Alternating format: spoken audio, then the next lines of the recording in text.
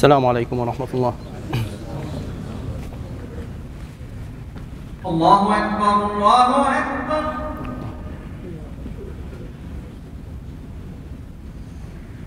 الله أكبر الله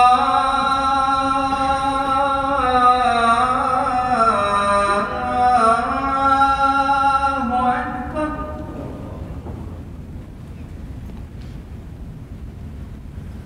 أشهد أن لا إله إلا الله. أشهد أن لا إله إلا الله. أشهد أن لا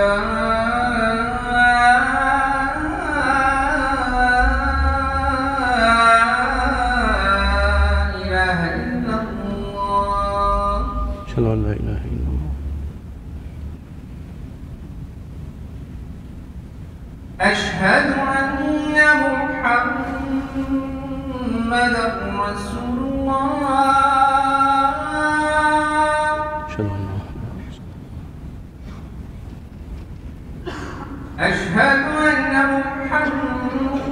محمدا رسول الله. أشهد أن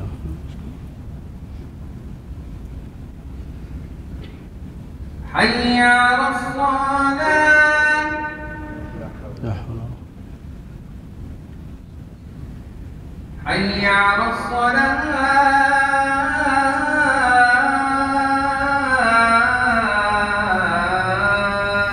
لا حول ولا قوة إلا بالله. حي على الفلاح. لا حول ولا قوة إلا بالله. حي على الفلاح.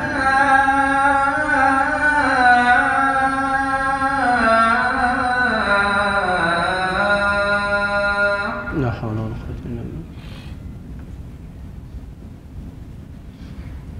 الله أكبر الله أكبر. الله أكبر. لا إله إلا الله. لا إله إلا الله. الله أكبر. الحمد لله رب العالمين، الحمد لله حمدا طيبا كثيرا مباركا فيه كما ينبغي لجلال وجهه وعظيم سلطانه. يا رب لك الحمد على نعمة الإسلام، ولك الحمد على نعمة الإيمان. رضيت بالله ربا وبالإسلام دينا وبمحمد صلى الله عليه وسلم نبيا ورسولا. وأصلي وأسلم على رسول الله محمد بن عبد الله صلوات الله وسلامه عليه، المرسل للعالمين كافة بشيرا ونذيرا. وأشهد أن لا إله إلا الله وحده لا شريك له، وأشهد أن محمدا عبده ورسوله. يا أيها الناس اتقوا ربكم إن زلزلة الساعة شيء عظيم، يوم ترونها تذهل كل مرضعة عما أرضعت، وتضع كل ذات حمل حملها، وترى الناس سكارى وما هم بسكارى ولكن عذاب الله شديد. يا أيها الذين آمنوا اتقوا الله حق تقاته ولا تموتن إلا وأنتم مسلمون. Dear brothers and sisters, I pray to Allah subhanahu wa ta'ala to accept your prayers and my prayers and make it a credit for us, inshallah. Let's focus on the salah and on the khutbah, and inshallah leave the worries aside until we finish, inshallah. What I would like to talk to you about in this khutbah, or the goal of the khutbah, is to really have some awareness about the effectiveness in doing our work. And I would like to title this khutbah as measuring our success, or how do we measure our success. Why I would like to talk about this topic? Because unfortunately we see a lot of things that are not Islamic done in the name of Islam. I see that we do a lot of work and success rate is not as it should be. Perhaps in some places we have more success than other places. So what is it that makes success in Islam? And how do we measure that success? This is what I would like to talk to you about. We all work as professionals in a way or another in our jobs that we do, and we all do assessment. We all look into things, evaluate things, make decisions based on data that we collect, based on what we do, and jump to conclusions, improve. And we would like to see this actually is needed much more than in Islam than in anything else. And Allah subhanahu wa ta'ala, before the Prophet ﷺ migrated from Mecca to Medina, sent to the Prophet ﷺ Surah Yusuf. And in Yusuf we see the impact of planning. Just a few months or a few years before the Prophet ﷺ migrated, here comes Surah Yusuf, in the peak of the suffering, the peak of the disorientation that some people may see, unable to see what you need to do in the middle of the suffering and the difficulty. And here comes the series of Alif Lam Ra, Yunus, Hud, Yusuf, and others.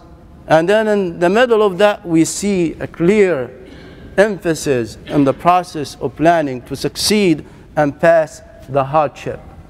Then planning and assessment become a very important part of any process of success. If we look at the life of the Prophet ﷺ, especially when the Prophet ﷺ was building himself and the community with him in Medina, see a lot of emphasis on the process of planning.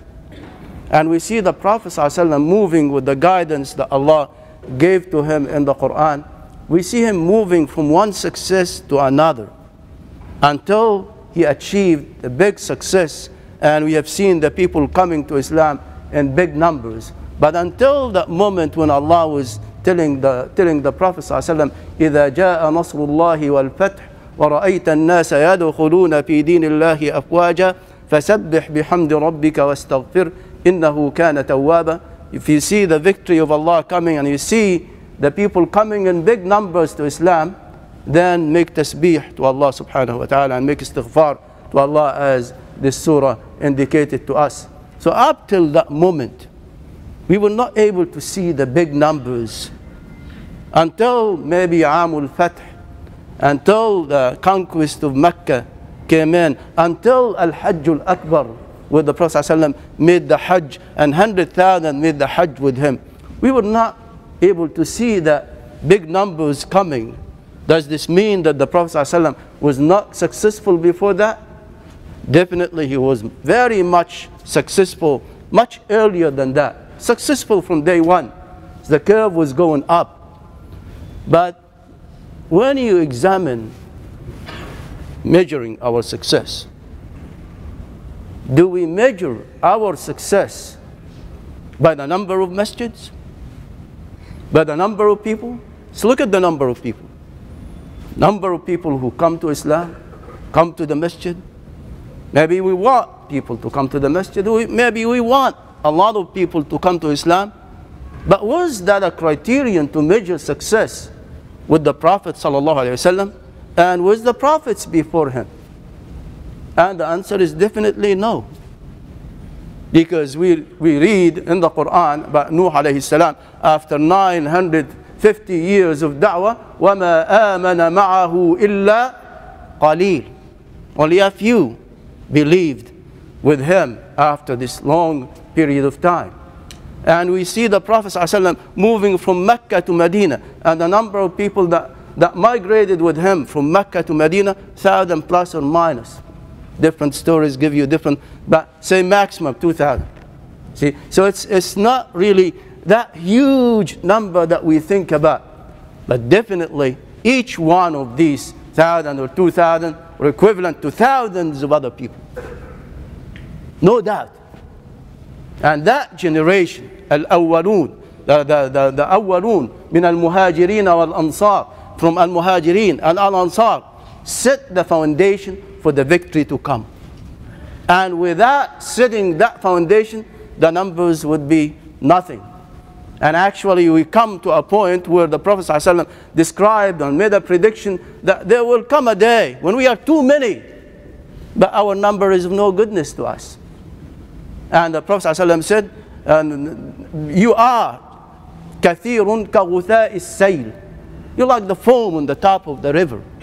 That's how the Prophet ﷺ expressed it. And what is that foam does? Just goes with no direction. Has no weight. The air can push it right, can push it left. Doesn't really have that weight. The weight that is expressed in Surah Al-Ra'd. فَأَمَّا الزَّبَدُ فَيَذْهَبُ جُفَاءً وَأَمَّا مَا يَنْفَعُ النَّاسَ فَيَمْكُثُ فِي الْأَرْضِ. The zabad, the foam, will go away. And what benefit the people will settle down. So the numbers really are not a measure. And the numbers may fool the person. So definitely we don't measure our success by the number, though we need people to come to Islam, and we wish everybody gets committed to the best values and the teachings of Islam. Do we measure the success by the number of masjids? And again, if you look around us, definitely the masjids are needed. And no doubt, it's a sign of success. But is it a primary sign of success or a secondary sign of success? That's a very important element when we look at it. Sometimes, unfortunately, the primary becomes secondary. And the secondary becomes primary. And this is due to the lack of planning, the lack of a clear vision. Something on the side comes as a byproduct, becomes the main product. We talk, say, for example, about memorization of the Quran. And the memorization is primary or secondary compared to the understanding and the implementation. No doubt the understanding and the implementation overrides anything else. So the byproduct of it, or the secondary, is to memorize, and you get a lot of rewards for that from Allah subhanahu wa ta'ala. And inshallah you will have a crown, as the Prophet ﷺ explained, in the day of judgment, in your head with a light. That crown of light is for those who memorize the Quran. But before that comes the primary goal, understanding and implementation. But sometimes things get mixed up. And similarly with looking at the number of masjids. Maybe we want a lot of masjids, and that's good. But does it really measure our success? We may have almost in the Muslim world, every street you can find a masjid. Everywhere you can find a masjid. But this is not what Islam wants at the end, though it is one of the means to achieve what Islam wants. And this is a very important point. And in fact, you may also look how beautiful the masjid is. And definitely we need the masjids to be beautiful and make it the best place so that people can become comfortable and attract the people and come to the masjid. But is it the primary goal that we want to achieve? It's a means, not a goal. To attract the people, to make it successful and make it look good. It's very important. We get a lot of rewards from Allah subhanahu wa ta'ala. But you may see the best masjids in the world are built by people who close the masjids. Don't want the masjids to be filled with people at certain times. You may see people who are actually, their deeds are not really in line with Islam, are opening the best masjids in the world. So definitely, though it is a factor to be considered, it is not the main factor to be considered in measuring our success. Then how do we measure our success? Our success is measured by how much we produce real, good men and women. Bina'ul rijal, sina'atul rijal, according to the Quranic terminology, the sina'a, manufacturing, building, raising. As Allah said to Musa alayhi salam, وَلِتُصْنَعَ عَلَىٰ عَيْنِي. This sina'a, so you are made under my own eyes, if I translate it word for word. Allah is making Musa and preparing Musa alayhi salam, and says, وَلِتُصْنَعَ عَلَىٰ عَيْنِي. That's an expression for tarbiyah. Sina'a, manufacturing, building, the raising becomes an important issue. And how do we measure the success of a nation, the civilization of a nation. And actually many express that the measure of the civilization is the ability of a nation to produce those high caliber men and women who can change the world. And as Ford, for example, was expressing how he values the people that work with him. And he said at one point, take all my men, take all my equipment, take all the buildings that I have, give me the men. Give me the real people who work with me, and I'll build it again. Very important. Abdul Rahman ibn Auf leaves Mecca and leaves everything behind. Goes with nothing. After he was a billionaire, goes to Medina, start from scratch. He has the ability, the skills. So the skills, being skillful, being able, and understanding, and have the iman, is that measure of success. It's the primary measure of success. People who understand and implement Islam in the correct way. And look into the Quran, and we expressed it before, but look at it in this context now. When we have people at the time of the Prophet ﷺ, we had the people who really had the Islam, and they did not really become the caliber people who would move Islam and spread Islam as it should be, and propagate Islam in the way it should be, and implement Islam in the way it should be. And Allah subhanahu wa ta'ala at the end of Surah Al-Anfal said, those are not the true believers. The ones who did not migrate with the Prophet sallallahu alaihi wasallam and suffer with the Prophet sallallahu alaihi wasallam said, do not take them as awliya. Though Allah said, إِنَّمَا وَلِيُّكُمُ اللَّهُ وَرَسُولُهُ وَالَّذِينَ آمَنُوا, your wali is Allah and the messenger and الَّذِينَ آمَنُوا. And in this surah, in Anfal said, except those. Why except those? Because their understanding of Islam is kind of, you do things within yourself. You pray, you fast, you establish the pillars of Islam, and that's it. But is this Islam? Is this the real kind of people that we want to have? And the answer is no. We want people to move with Islam. We want people to implement Islam. To be the real models of Islam. That is what we want. And that would not come without the ilm, without the knowledge. And when we go to the knowledge, you can see the knowledge is, you could have ma'rifah, you could have ilm. And as I explained many times, you want the ilm, the higher level than the ma'rifah. Though both of them are translated as knowledge. Ma'rifah is knowledge, ilm is knowledge. But we go to the level of ilm in Islam and in the Quran. وَاللَّهُ يَعْلَمُ وَأَنْتُمْ لَا تَعْلَمُونَ. Don't say Allah يَعْرِفُ وَأَنْتُمْ لَا تَعْرِفُونَ. وَاللَّهُ يَعْلَمُ وَأَنْتُمْ لَا تَعْلَمُونَ. عَلِمَ اللَّهُ. And on and on. So we want that depth. That depth is missing.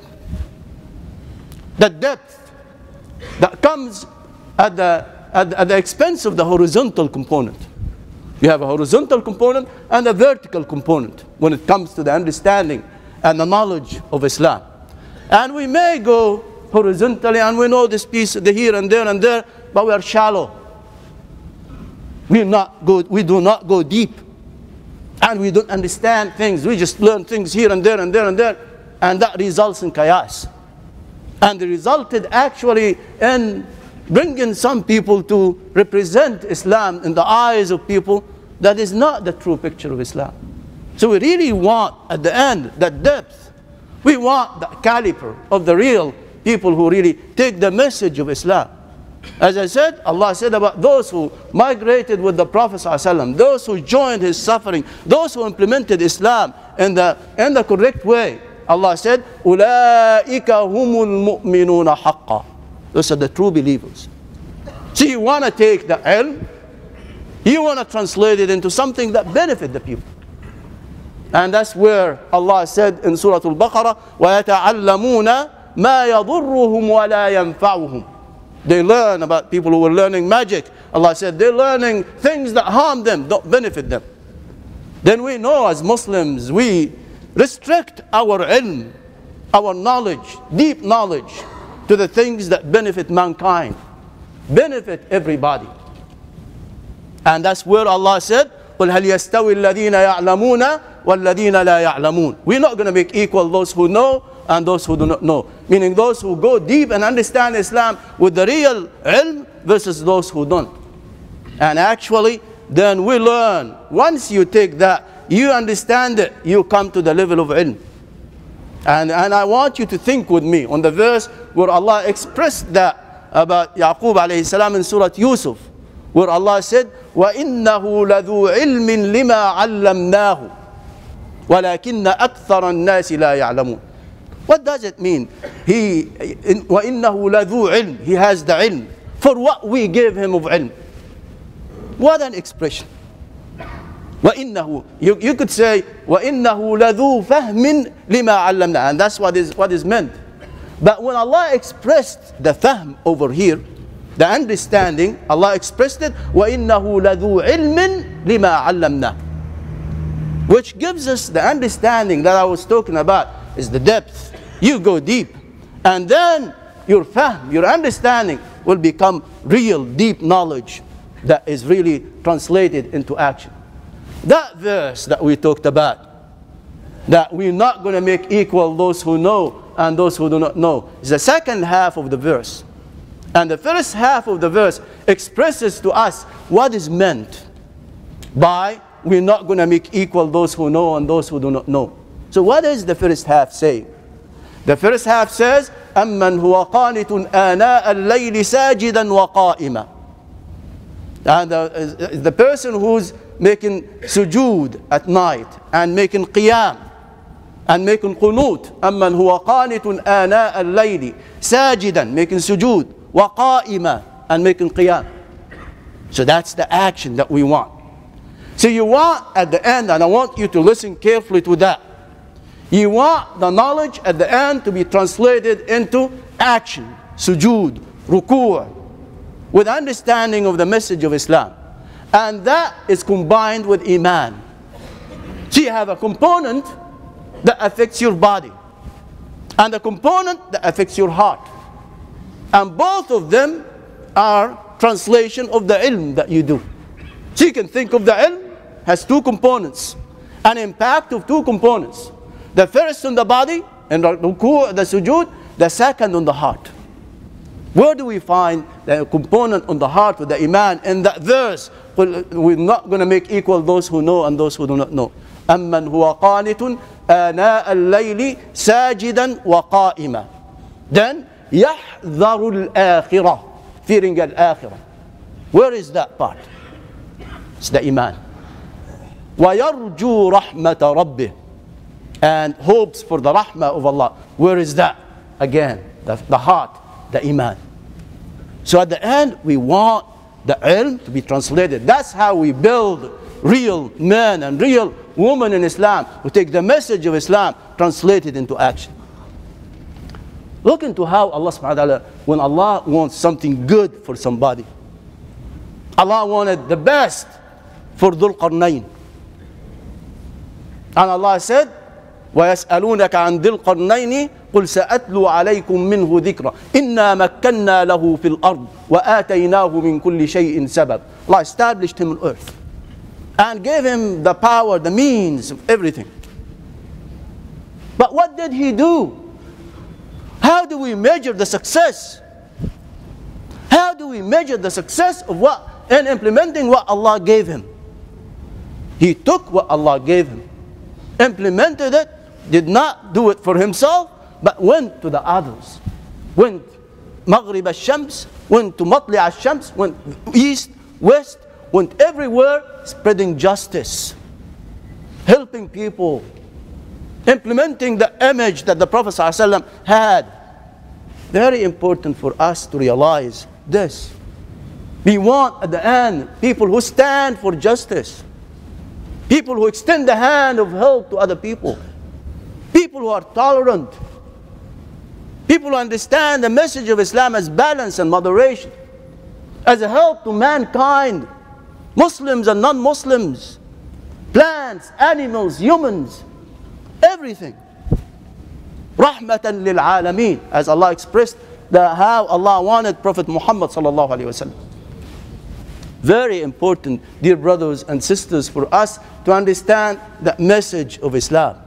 So it becomes absolutely necessary for us as Muslims to walk and implement and look at our success and know what is primary, what is secondary, and take the means of the implementation to build this real people. What's going to happen to us when we leave, all adults here? Second generation will come.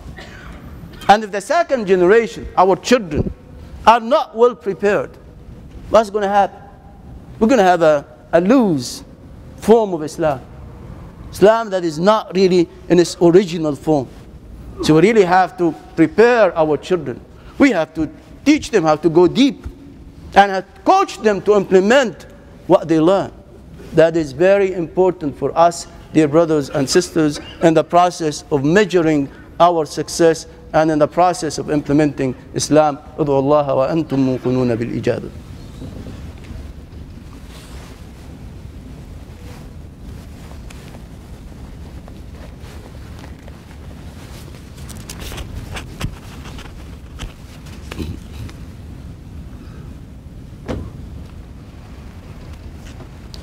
الحمد لله رب العالمين والصلاة والسلام على أشرف المرسلين سيدنا محمد صلى الله عليه وسلم وعلى آله وصحبه أجمعين. يا أيها الناس اتقوا ربكم إن زلزلة الساعة شيء عظيم يوم ترونها تذهل كل مرضعة عما أرضعت وتضع كل ذات حمل حملها وترى الناس سكارى وما هم بسكارى ولكن عذاب الله شديد. Dear brothers and sisters, the Prophet ﷺ is a moving Quran. As Aisha described him, كان خلقه القرآن. His character was Al-Quran. And I really did not understand the depth of that until I really understood the Quran, or did a lot of effort to understand the Quran as I should as a Muslim. And one of the things that I want to live with you, the Quran should be a priority in our lives. Should be a priority. We learn books in our fields, engineering, math, science, social sciences, and so on. We master books. And unfortunately, we don't give the same attention to the primary book, to the book, the Quran. At one time, I asked myself, what does Sad mean? I couldn't answer it. What is it talking about? I couldn't answer it. What is a Zumar about? I couldn't answer it. What is a Zukhruf about? I could not answer it. I went almost every single chapter. I find myself at the end just with a few surahs that I can recall. What is it about? Maybe out of the 114 chapters, maybe 10, maybe less, maybe a little bit more.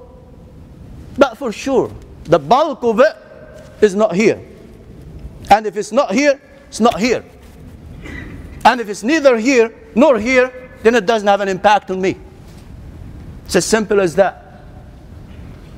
So then this was a moving fact, striking fact for me.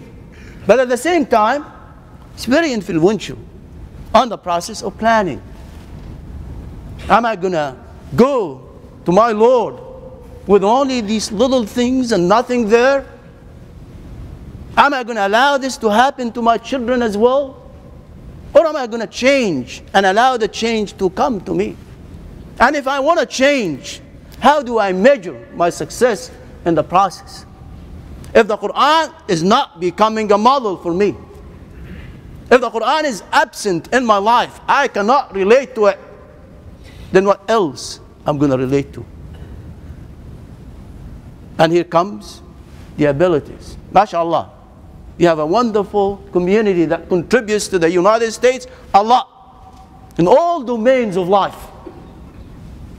We want that skill to be applied, and the same criteria of measuring success that we use in our fields to be applied to what we do with our Quran.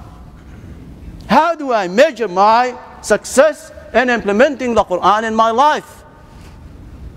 Starts with the understanding, the deep understanding. Starts with this component, the depth that we were talking about, and the ability then to see how the Prophet ﷺ acted upon it. The model of Al-Furqan, for example. Does it really exist in my mind? What is it? It's a good measure of success. The model of Al-Furqan, the ending of it, وَعِبَادُ الرَّحْمَنِ, and gives us a description of عِبَادُ الرَّحْمَنِ. Where am I from that model of عِبَادُ الرَّحْمَنِ, or the model of Al-Furqan? Where do I stand from that model? Do I know that model? Then the first step is to know deeply that model. And then the second step is to work on the implementation. One model is enough to lead to Jannah, inshallah. One model is enough. But I gotta have the determination to start. I gotta have the determination to do it well. I gotta put the devotion to implement it in my life and in the lives of my children. That is how we achieve success. That is how we measure success, dear brothers and sisters. And I pray to Allah subhanahu wa ta'ala to help us come to that level. اللهم اغفر للمسلمين والمسلمات الأحياء منهم والأموات. ربنا لا تؤاخذنا إن نسينا أو أخطأنا. ربنا ولا تحمل علينا إصرا كما حملته على الذين من قبلنا. ربنا ولا تحملنا ما لا طاقة لنا به. واعف عنا واغفر لنا وارحمنا. أنت مولانا فانصرنا على القوم الكافرين. اللهم تقبلنا في جندك الصادقين واسلكنا في حزبك الغالبين. اللهم أعلي بنا كلمة الإسلام وارفع بنا راية القرآن. ربنا كلنا ولا تكن علينا وأعنا ولا تعن علينا وانصرنا ولا تنصر علينا واهدنا ويسر الهدى إلينا وانصرنا على من بغى علينا. ربنا اجعلنا لك ذكارين لك شكارين لك أوابين إليك منيبين. ربنا تقبل توبتنا واغسل حوبتنا وأجب دعوتنا واهد قلوبنا وسدد ألسنتنا. اللهم إنا نسألك الثبات في الأمر والعزيمة على الرشد ونسألك شكر نعمتك وحسن عبادتك ونسألك لسانا صادقا وقلبا سليما ونسألك من خير ما تعلم ونعوذ بك من شر ما تعلم ونستغفرك لما تعلم. اللهم ارحم موتى المسلمين الذين شهدوا لك بالوحدانية ولنبيك على ذلك. اللهم اشف مرضانا يا رب العالمين وانصر الإسلام وأعز المسلمين وأعل بفضلك كلمتي الحق والدين. ربنا اجعلنا مقيم الصلاة ومن ذرياتنا. ربنا وتقبل دعاء. ربنا اغفر لنا ولوالدينا وللمؤمنين يوم يقوم الحساب. وصل اللهم على سيدنا محمد وعلى آله وصحبه وسلم وأقم الصلاة.